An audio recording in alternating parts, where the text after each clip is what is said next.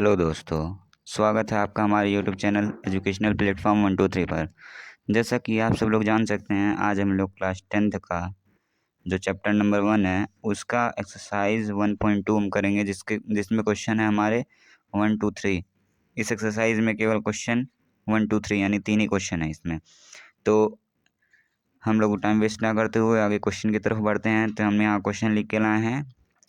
इसके पीछे जो 2 थ्योरम्स हमने इंट्रोडक्शन में पढ़ाए थे, इंट्रोडक्शन पार्ट 2 था, तो उसमें हमने वो थ्योरम्स को बताया था। तो वही थ्योरम्स आज यहाँ पे यूज़ होने वाला है। जैसे कि क्वेश्चन नंबर 1 है, प्रूव डैट √5 इज़ इर्रेशनल। वहाँ पे भी उस थ्योरम में वहाँ √2 को हमने प्रूव करके दिखाया था। और वो कि एक डिक्टो थ्योरम है जो कि यहाँ पे पेस्ट हो जाएगा। ठीक, फिर आगे देखिए, सेकंड क्वेश्चन है, prove that 3 + 2√5 is irrational. √5 irrational हम यहाँ जब प्रूफ कर देंगे तो हमको यहाँ दोबारा प्रूफ नहीं करना रहेगा। तो हमको बस इसको अरेंजमेंट करके इसको इर्रेशनल प्रूफ करना रहेगा। और बाकी क्वेश्चन नंबर 3 में भी हमको इसका अरेंजमेंट करना है इधर से उधर। उसके बाद से ये सब √2 हो गया, √5 हो गया, ये तो हम बता ही देंगे कि इरेशनल है। तो चलिए इस तरीके से आगे बढ़ते हैं। तो क्वेश्चन नंबर 1 स्टार्ट करते हैं। तो क्वेश्चन नंबर 1 हमारा था, मतलब है कि prove that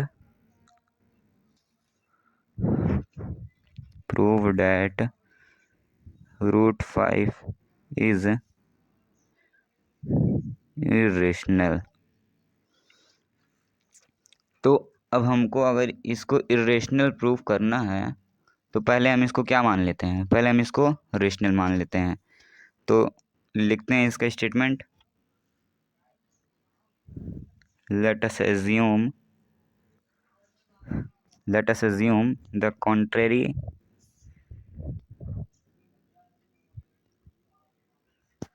that √5 is rational। हमने इसको क्या मान लिया, हमने इसको लेट कर लिया कि ये √5 जो है एक रैशनल नंबर है। ठीक, फिर आगे स्टेप देखते हैं, √5 = a/b। ऐसा हमने क्यों लिखा, क्योंकि देखिए रैशनल नंबर जो होता है उसको हम p/q के फॉर्म में लिख सकते हैं या फिर a/b के फॉर्म में। तो इसी वजह से अगर ये रैशनल नंबर है तो ये इसके बराबर होगा। आगे चेक करते हैं। तो यहाँ पे एक कंडीशन है, जो a एंड b है, a एंड b आर को प्राइम। ए और बी क्या होगा, को प्राइम। को प्राइम का मतलब कि ए और बी का केवल कॉमन फैक्टर 1 होगा, इसके अलावा कोई इसका कॉमन फैक्टर नहीं होगा। तो अब आगे बढ़ते हैं। अब हम इसका अरेंजमेंट करेंगे। अब देखिए, बी को उधर लेके जाएंगे, क्रॉस मल्टीप्लाई कर देंगे तो ये हो जाएगा √5b = a। ठीक, अब हम इसका क्या कर देंगे, स्क्वायरिंग बोथ साइड कर देंगे। रूट को हमको हटाने के लिए स्क्वायर करना पड़ेगा, तो स्क्वायरिंग बोथ साइड। अब देखिए स्क्वायरिंग कर देंगे तो दोनों तरफ स्क्वायर लगा दीजिए। अब देखिए √5b का जब हम स्क्वायर करेंगे होल स्क्वायर, तो ये क्या आएगा, 5b का स्क्वायर = a का स्क्वायर करेंगे तो a²। अब हमको यहाँ से कंक्लूजन क्या मिलता है, थ्योरम समझ में जब हम बताए थे तो पहला थ्योरम ये बताए थे कि अगर a², रुकिए अच्छा लिख लेते हैं पहले, a² is divisible by 5, therefore a is also divisible by 5। अगर a² 5 से भी डिविजिबल है तो जो होगा a जो होगा वो भी 5 से डिविजिबल होगा। ठीक, ये हमारा पहला कंक्लूजन है।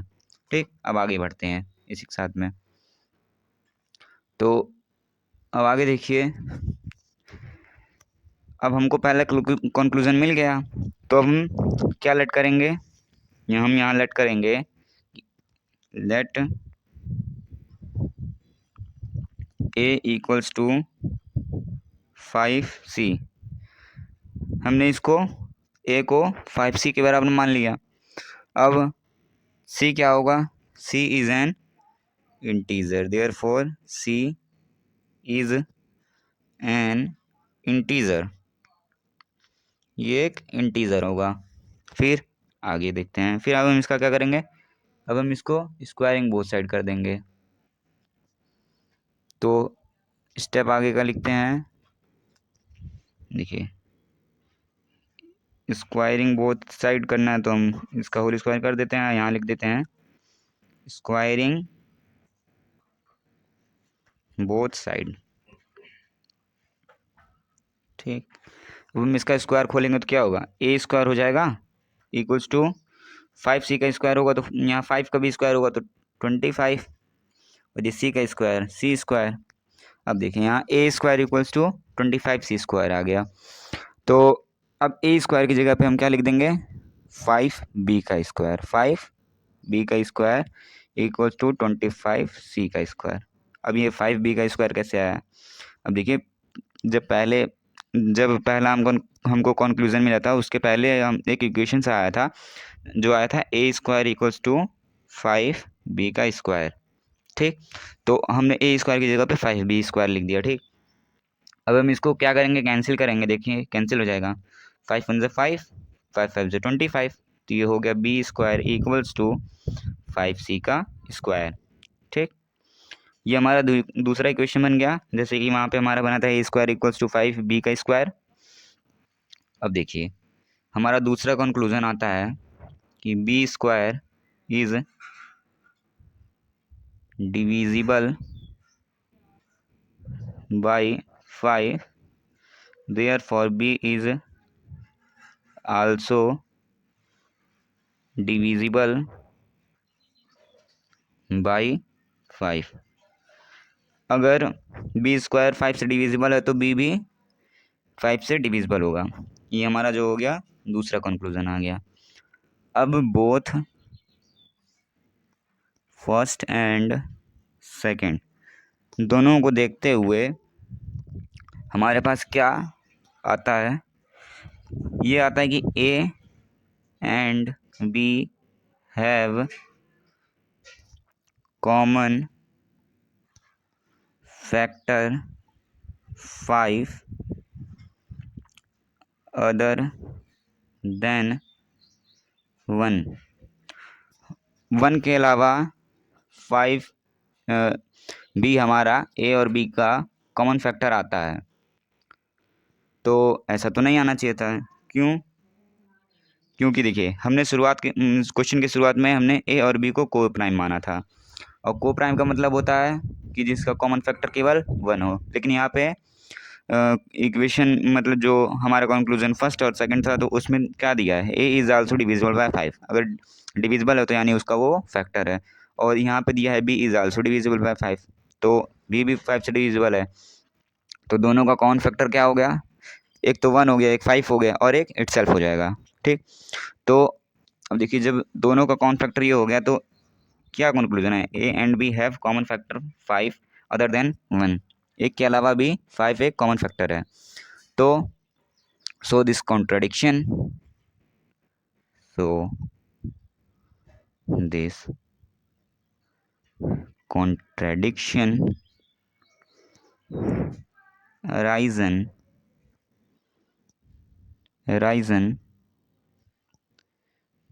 because of our wrong assumption। ऐसा क्यों हुआ? हमारे गलत एजम्पशन की वजह से ये गलत आया। हमको क्या प्रूफ करना था? इरेशनल प्रूफ करना था। मतलब हमको रेशनल प्रूफ करना था, हमने क्योंकि इसको रेशनल किया था एज्यूम, तो हमने क्या किया था? गलत एज्यूम किया था ना, तभी देखिए ये रेशनल नहीं हुआ। तो आगे लिखेंगे हम देयरफॉर √5 इज ए इरेशनल। क्यों? क्योंकि देखिए जब रेशनल नहीं है तो इरेशनल हुआ, तो ये हमारा क्या होगा, हेंस प्रूफ्ड हो गया, हेंस प्रूफ हो गया। तो पहला क्वेश्चन हमारा कंप्लीट हुआ। अब बढ़ते हैं नेक्स्ट क्वेश्चन की तरफ। हमारा दूसरा क्वेश्चन क्या है, देखते हैं आगे। हमारा दूसरा क्वेश्चन है कि 3 + 2√5 इज ए इरेशनल। इसको भी हमको प्रूफ करना है, ठीक। तो हम इसको आगे देखते हैं क्या होगा। सब में सेम प्रोसेस रहेगा। क्या सेम प्रोसेस रहेगा कि let us assume the contrary that वहाँ पे हमने √5 लिया था, क्यों, क्योंकि हमको √5 प्रूफ करना था। यहाँ पे हम लेंगे 3 + 2√5 क्योंकि हमको इसको प्रूफ करना है। तो क्या लिखेंगे, 3 + 2√5 इज रेशनल, ठीक। अब हम इसको सेम वही करेंगे, 3 + 2√5 इक्वल्स टू A/B। अब हम इसको अरेंज करेंगे कैसे, 2√5 इक्वल्स टू A/B। यहाँ प्लस में 3 था, उधर चला जाएगा तो माइनस में 3 हो जाएगा, ठीक। अब इसको देखिए, 2√5 इक्वल्स टू B, यहाँ पे कॉमन हो गया तो फिर A-3B हो गया। फिर ये 2 जो है यहाँ मल्टीप्लाई में है, फिर इधर हम ले आएंगे डिवाइड में हो जाएगा। क्या होगा फिर, √5 इक्वल्स टू A-3B अपान में 2B, ठीक। अब अगर हम यहाँ से देखें तो यहाँ पे क्या था, A एंड B आर को प्राइम था और हमने इसको रेशनल भी माना था। तो A और B कोई को प्राइम नंबर होगा और इसमें कांस्टेंट भी है, तो ये मल्टीप्लाई होकर हमको क्या हमेशा देगा, ये होगा एक हमेशा रेशनल नंबर, ठीक। जबकि √5 को अभी हमने प्रूफ किया है कि वो इरेशनल नंबर होता है। तो क्या कभी इरेशनल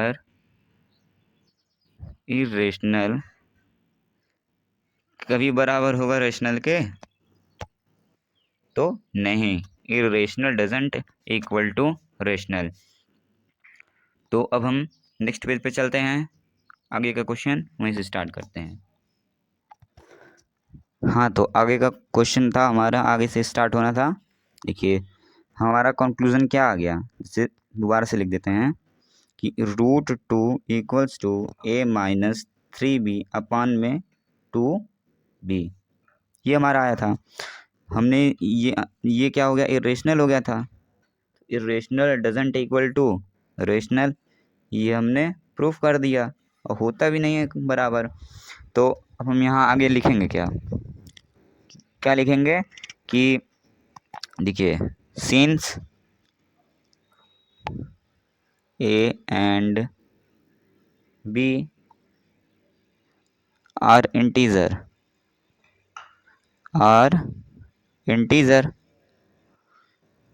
ये तो इंटीजर था, ठीक। देयरफॉर A-3B अपॉन में 2B इज रेशनल, ये रेशनल है।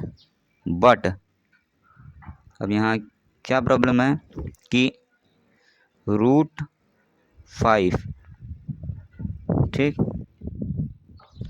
we know that √5 is a irrational, ठीक, कि ये रेशनल है और ये इरेशनल है। तो फिर this contradiction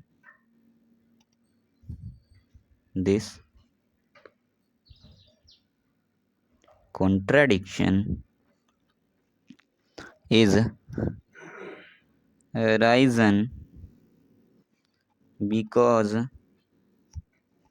of our wrong assumption.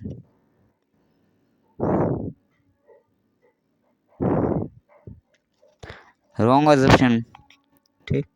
तो हम क्या लिख देंगे, therefore 3+2√5 is a irrational number. Sorry, देखिए यहाँ पे √2 नहीं रहेगा, यहाँ पे रहेगा √5। पिछले क्वेश्चन में √5 था, मतलब इस क्वेश्चन में तो यहाँ रहेगा √5। बाकी सब ठीक है। तो इसी के साथ ये क्वेश्चन भी हमारा प्रूफ होता है और ख़त्म होता है। बढ़ते हैं आगे नेक्स्ट क्वेश्चन की तरफ, जो कि क्वेश्चन नंबर 3 है। हाँ, तो क्वेश्चन नंबर 3 है हमारा। क्वेश्चन नंबर 3 है हमारा कि हमको प्रूफ ही करना है, ठीक।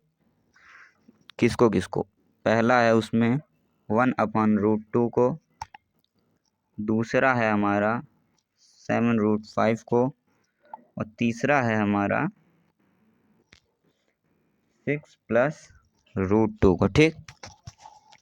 इसमें से हम 1/√2 को प्रूफ कर देते हैं, फिर आगे के 2 क्वेश्चन आप लोग प्रूफ कर लीजिएगा। क्यों? क्योंकि सेम प्रोसेस सबका वही है, केवल यहाँ पे डिजिट्स चेंज रहेंगे बस, और कुछ नहीं, पूरा प्रोसेस वही रहेगा। चलिए पहला वाला हम प्रूफ करके दिखाते हैं। तो let us assume the contrary that 1/√2 is rational। हमने क्या मान लिया, इसको रैशनल मान लिया, ठीक है। फिर अब आगे क्या लिखते हैं, जब हमने रैशनल मान लिया तो 1/√2 इक्वल्स टू a अपॉन में b। Therefore a and b are coprime number,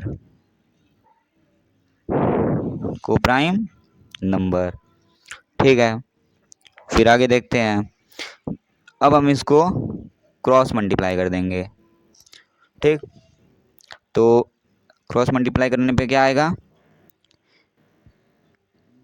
√2a equals to b, ठीक। अब देखिए यहाँ a जो है वो मल्टीप्लाई में है, अब हम इसको वापस से क्रॉस मल्टीप्लाई, यानी इसको मल्टीप्लाई में है तो उधर जाके डिवाइड में हो जाएगा, तो इसको डिवाइड में लेके चले जाएंगे। तो √2 इक्वल्स टू b अपॉन में a। अब क्या हुआ, जो हमारा b अपॉन a है वो तो रैशनल है, ये रैशनल है, ये इरेशनल है। अब कहेंगे कि हमने √2 को तो इरेशनल प्रूफ किया ही नहीं है। तो √2 इरेशनल इसलिए है क्योंकि जब देखिए कोई भी कंप्लीट स्क्वायर जो होता है, किसी का कंप्लीट स्क्वायर अगर स्क्वायर रूट के अंदर हो तो वो स्क्वायर वो इरेशनल नहीं होता है, उसके अलावा सारे नंबर इरेशनल होते हैं। और √2 को ही हमने थ्योरम पढ़ाते समय उस थ्योरम में प्रूफ किया था, जो कि डिक्टो थ्योरम था। तो वो √2 हमारा क्या हो गया, इरेशनल हो गया। देखिए इस पे मार्क कर लीजिए, जो हमारा √2 है वो इरेशनल है, बाकी b अपॉन ए तो हमने इसको को प्राइम नंबर मारा था तो इरेशनल ही हो जाएगा, ठीक। फिर आगे हम क्या लिखते हैं, तो since a and b are integer, ठीक। फिर यहाँ क्या लिखेंगे, therefore a by b, मतलब a upon b is rational, ठीक। बट √2 इज इरेशनल, ठीक। तो यहाँ देख लीजिए इरेशनल कभी भी रेशनल के इक्वल नहीं होता है, डजेंट इक्वल टू। ठीक, तो आगे का हम लिखते हैं। तो वी नो डैट, हमने तो वो स्टेप लिख दिया कि वी नो डैट की √2 इज इरेशनल नंबर। ठीक, तो आगे लिखते हैं this contrary arisen is arisen because of our wrong assumption। ये हमारे गलत assumption की वजह से आ गया। ठीक, फिर आगे क्या लिखेंगे? तो लिख देंगे हम कि 1/√2 is irrational, simple. Therefore 1/√2 is irrational. तो ये हमारा क्या हो गया? प्रूफ हो गया, हेंस प्रूव्ड। तो इसी के साथ ही आज का हमारा ये चैप्टर पूरा कंप्लीट होता है। बाकी क्वेश्चन नंबर 3 का दूसरा और तीसरा क्वेश्चन आप लोग कर लीजिएगा और करके हमारे टेलीग्राम चैनल पर फ़ोटो भेज दीजिएगा। और टेलीग्राम चैनल का लिंक डिस्क्रिप्शन बॉक्स में है चैनल के, तो वहाँ से जाके ज्वाइन कर लीजिए, जिससे कोई भी अपडेट आए तो आपके पास पहुँच जाए। और इसका क्वेश्चन नंबर 2 और 3 जो है होमवर्क रहेगा आपका। इसी के साथ ही हमारा पूरा चैप्टर ख़त्म होता है। तो वीडियो अच्छी लगी हो तो लाइक कीजिए, शेयर कीजिए और कमेंट कीजिए अगर कोई गलती हुई तो भी, और चैनल को सब्सक्राइब कीजिए। ठीक है, थैंक यू।